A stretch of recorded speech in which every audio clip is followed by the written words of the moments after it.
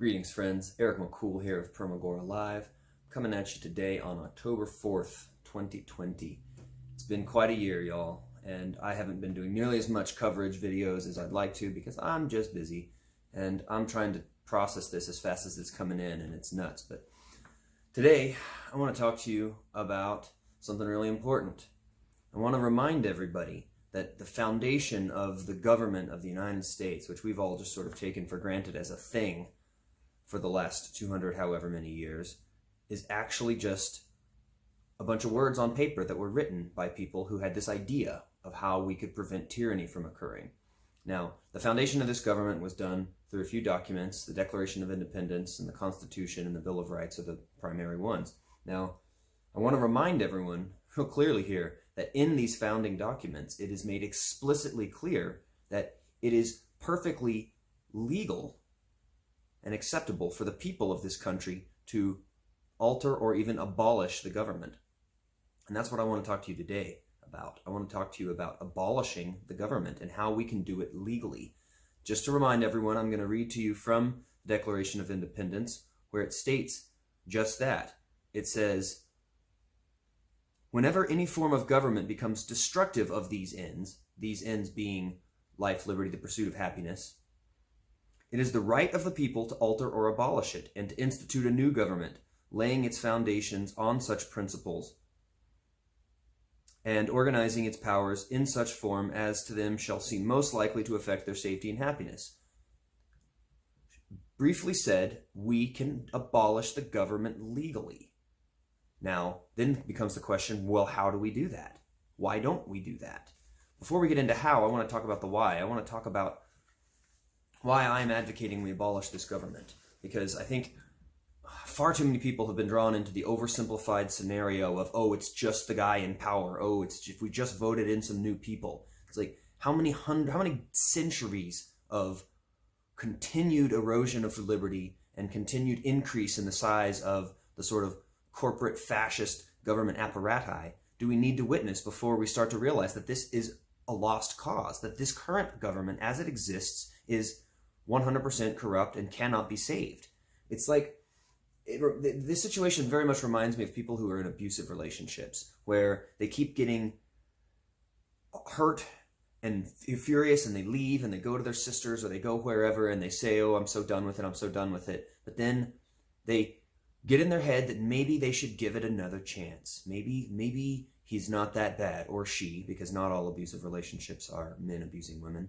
But they continue to think that maybe there's hope, and maybe that if they just try a little harder, then things will turn out all right. And it's a delusion, y'all. This is a delusion that this government is ever going to serve us. Maybe at the very beginning, it existed as it was intended to, before there was an income tax, before there was massive corporate control of the electoral process through things like, oh, I don't know, what was it, the Citizens United Act, or just the very fact that corporations lobby so much money and have so much influence over the people that we allegedly elect to serve us. So there might have been a time, but in my opinion, I would rewrite the whole thing even back in 1790s if I was on the board. I would say, look, the only legitimate use of government or anything that's claiming to be a publicly funded and public service organization is to prevent the destruction of property and the harm to the people that it represents, to prevent harm to people, to protect people, to secure their life, their liberty, and their pursuit of happiness. And if it's not doing that, it has no place existing. It's not legitimate. And I would say that most of what the government does not serve the people. It does not exist to help us. And the little that they do to help us is generally funded through force and coercion, which means that they use violence or the threat of violence to get the money that they're going to use to pay people to control our lives.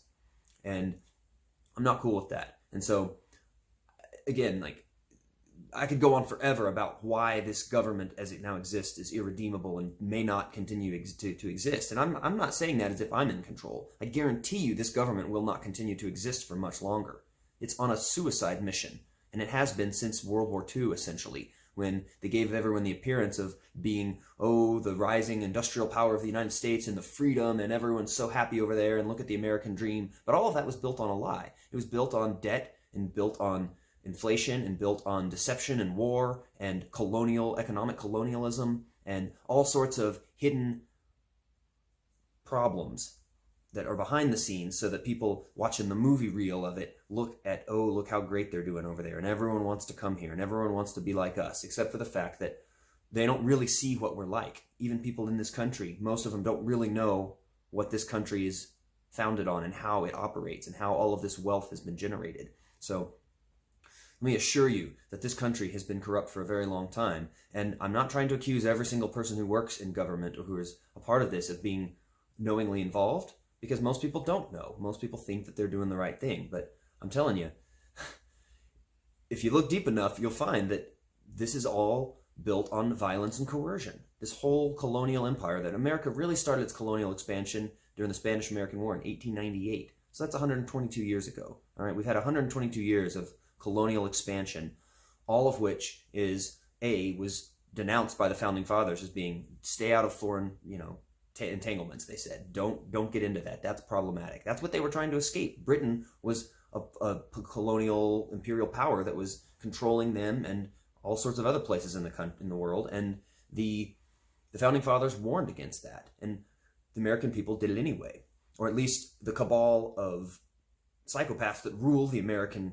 government and run the American government, I should say, did it, and the American people went along with it. Most of us are basically like the young accomplice in a crime who just gets dragged along thinking they're going to go out for a night of antics, and then a crime is committed and he's there with them. It's like, well, we got dragged along. We might have seen some warning signs. We might have known that we shouldn't be doing this, but we did it anyway. We did do Vietnam. We did do coups in Bolivia and in Central America and in Syria and in Lebanon and in Libya. I mean, the list goes on. Like, I'm not going to go into the details of all those operations, but you as American people should know that they do exist. Those operations did happen, and the files are there. It's not even controversial theory. Like, this is all fact. The United States has been involved in all sorts of illegal, murderous activity, and as an apparatus, it should be considered a dangerous criminal that ought to be locked away forever. Now, not to say that we don't need some sort of apparatus to steer the affairs of public life, right? Like, there are public decisions, group decisions that have to be made. And so when it comes to replacing the government that we ought to abolish, that's a whole other conversation, one that could take, honestly, months or years to have, because it's a big conversation. It's a lot of things to consider, but it is important for us to realize that it can be done. It can and must be done. We must come up with a new way of doing this, because if we continue on our current path, we're all going to be in the gulag, and America is going to be colonized by probably China, but places from elsewhere in the world, whatever the new superpower is. And that's, of course, all assuming that humanity survives even that long. There's plenty of catastrophes that could more or less wipe us out before the end of this century. But if we get to make it to the end of this century, I assure you, we will not continue to live under the corrupt corporate government that we live under now. It's up to us as to whether or not we replace it with something that's less corrupt and more protective of individual freedoms, or whether or not we want to replace it with a global fascist dictatorship, which is, of course, what the people steering this whole conversation would love for us to decide. Oh, America failed. Look at the Civil War that occurred, and which they fomented, and look at all of the crimes America committed across the world over the 20th century, which they did, mostly lying to us about it. And when they did tell us the truth, it was always with propaganda spin. So yeah, problem, reaction, solution. They've got this down.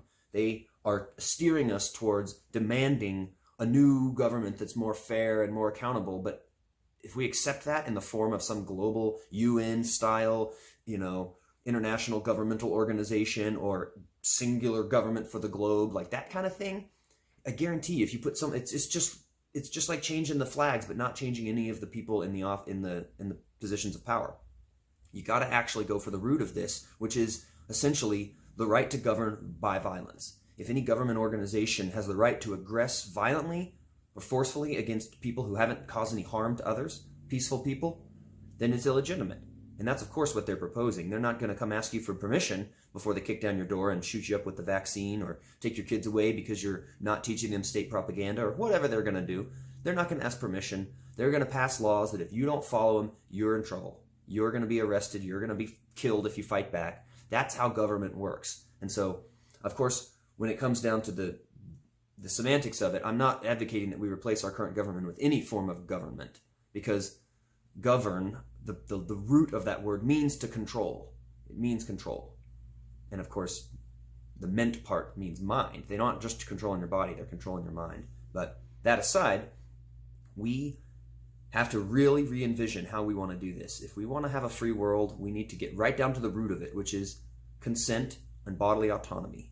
People have autonomy, which means control over their body. The only person that can control your body is you.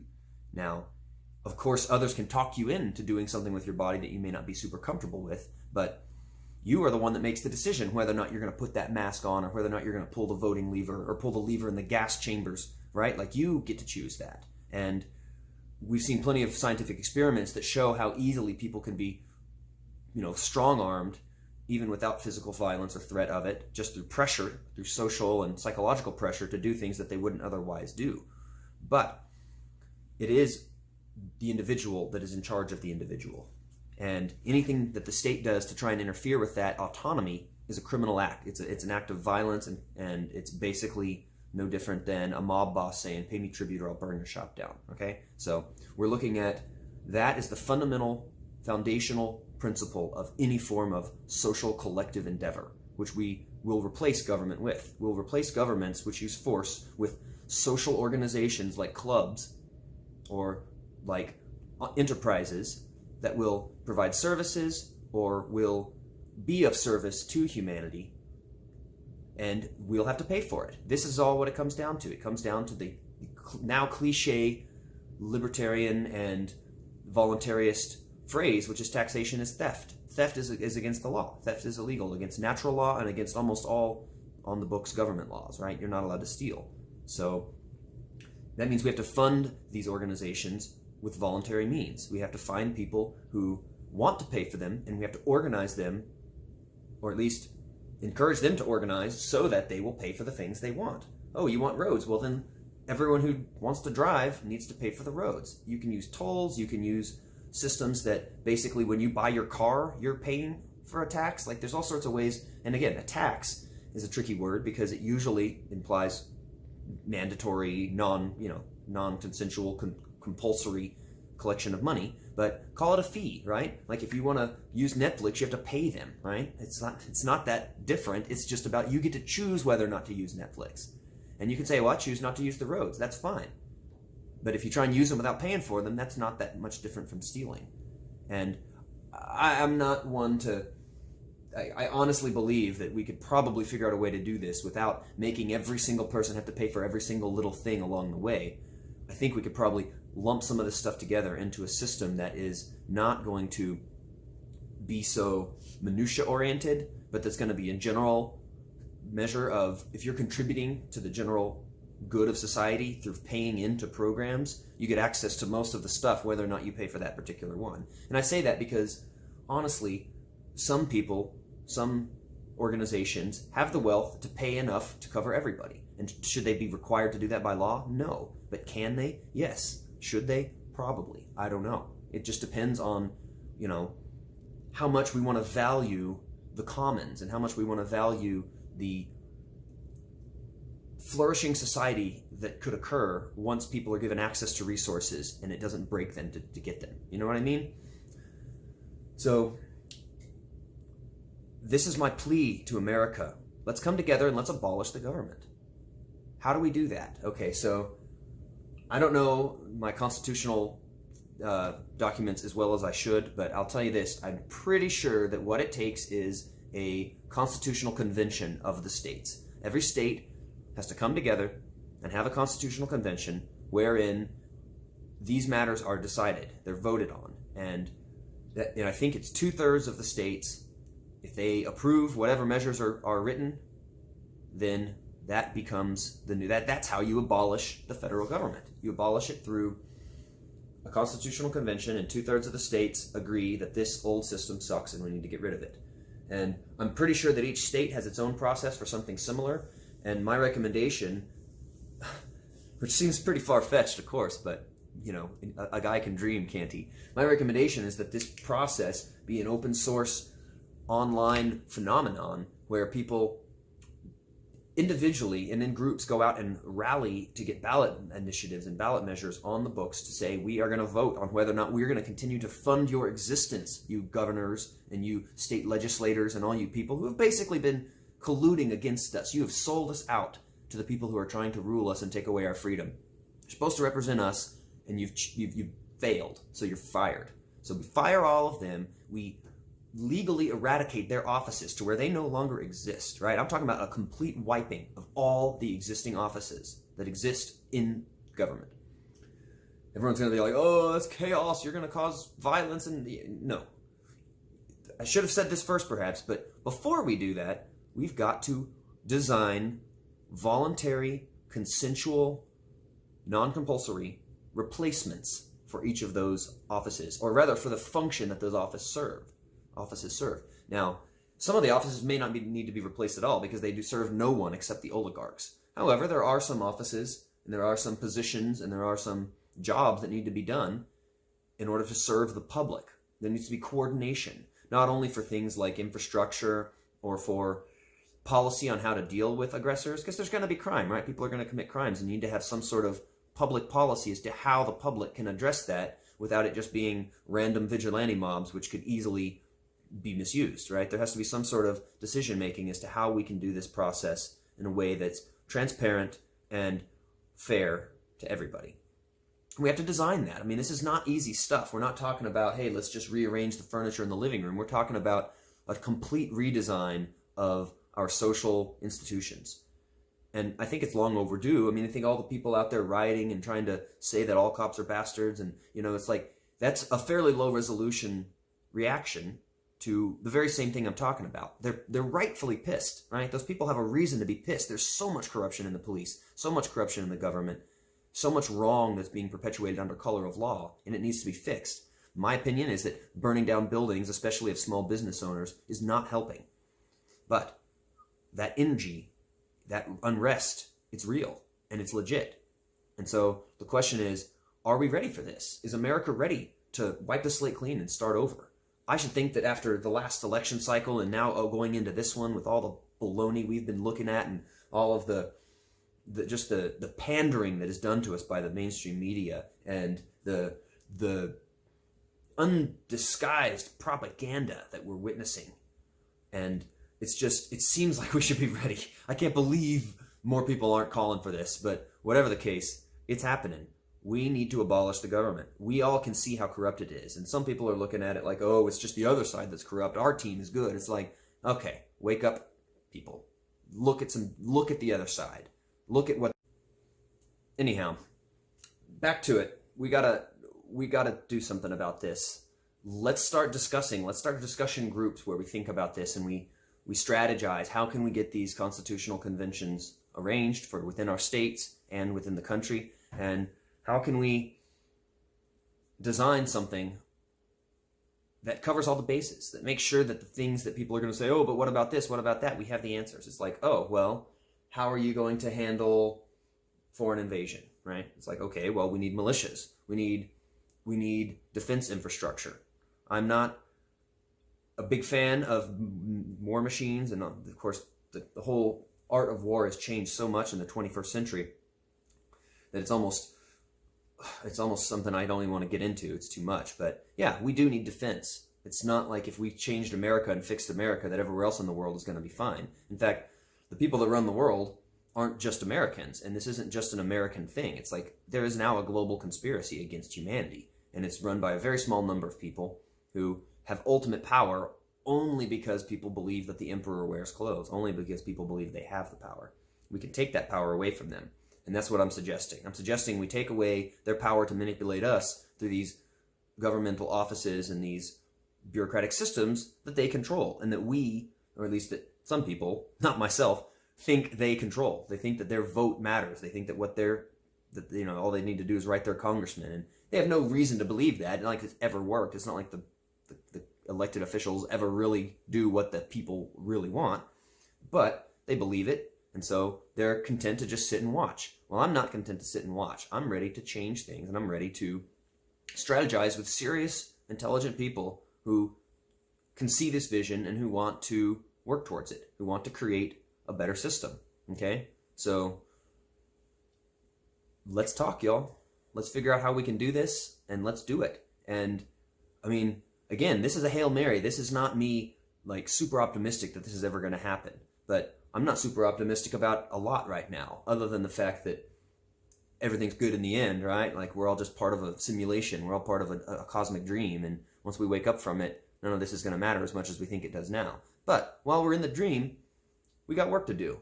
And I, for one, don't want to spend the latter half of my time on this earth bending over and dodging regulations and worrying about what the government's going to do next and having to compromise my principles. I'd rather fight. I'd rather fight for freedom and fight for the ideals that this country was founded upon.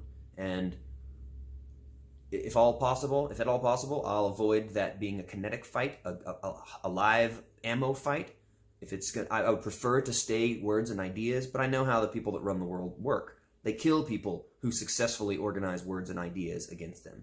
And so we have to be prepared for a real war, an ammunition war, but we should at least be working towards legal dissipation of this system that's been controlling us. And I'm 100% ready to work towards that if anyone else out there is. So hit me up, y'all. Let's get in touch. Let's start having conversations. Let's record them and let's share them with the world. We got the internet still. Like, how much longer do you think we're going to have the internet? All right? Like, we have a limited time window and we need to get on it. So calling all freedom lovers, calling all justice lovers and people who care about truth and people who care about the future. Now's our time.